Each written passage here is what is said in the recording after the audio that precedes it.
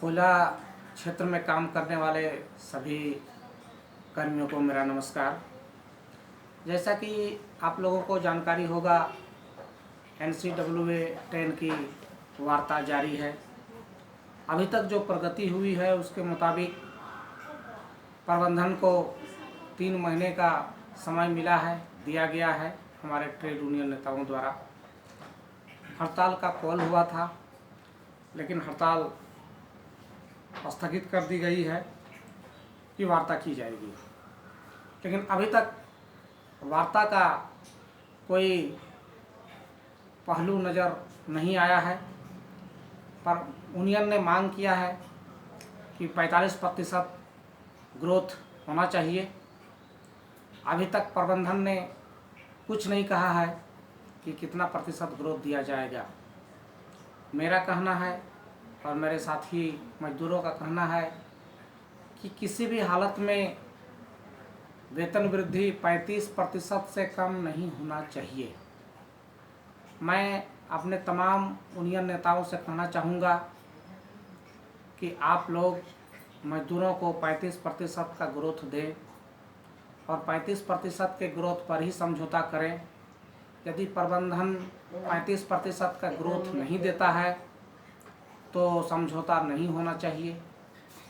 हम लोग पुनर्विचार करेंगे कि आगे क्या करना चाहिए, लेकिन इस बात पर हम लोग दृढ़ हैं कि हर हालत में पिछले बार 29% का ग्रोथ मिला था मजदूरों को NCWA 9 में, तो NCWA 10 में हमारे वेतन की वृद्धि 35% से कम नहीं होनी चाहिए।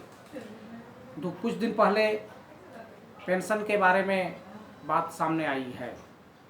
पेंशन की जो गणना की जानी है, आज तक की गणना जो की जाती है उसमें 10 महीने का एवरेज सैलरी को लिया जाता है। लेकिन इस बार जो पेंशन की समीक्षा की गई है उसके अनुरूप JBCCI के सदस्यों ने जो अनुशंसा पर सहमति जताई है उसके अनुसार पेंशन की गणना में 30 महीने का बैक सैलरी का एवरेज सैलरी लिया जाएगा।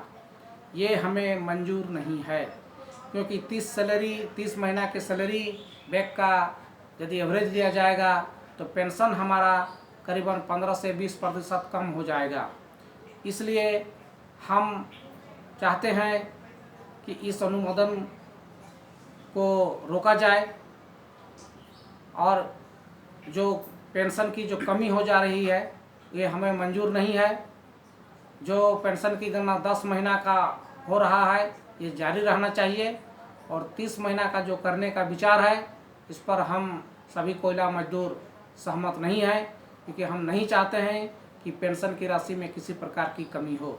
एक तरफ हम पेंशन जो है, पेंशन का कंट्रीब्यूशन जो है सो बढ़ाकर 7% करना चाह रहे हैं, तो फिर मेरा पेंशन का पावना कम क्यों होगा।